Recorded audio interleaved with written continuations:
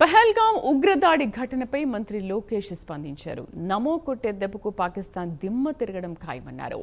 భారత్ దగ్గర ఉన్న భారీ మిసైల్ మోదీ అని లోకేష్ అన్నారు. పహల్గాం ఉగ్రవాద దాడిలో చనిపోయిన వారికి నేను నివాళులర్పిస్తున్నా. ఉగ్రవాదుల దాడిలో చనిపోయిన వారి కుటుంబానికి దేశం మొత్తం అండగా నిలబడుతుంది. పాకిస్తాన్ గీత దాటింది, అమాయకుల్ని చంపింది, చాలా పెద్ద తప్పు చేసింది.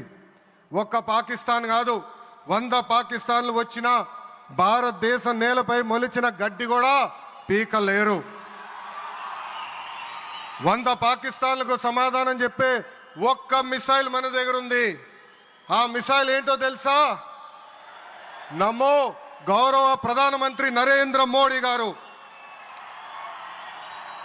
సింహం ముందల ఆటలు ఆడకూడదు, ఆడితే ఏమవుతుంది? మన సింహం నమో కొట్టే దెబ్బకి వరల్డ్ మ్యాప్లోనే పాకిస్తాన్ అని మిస్సింగ్ రావటం ఖాయం.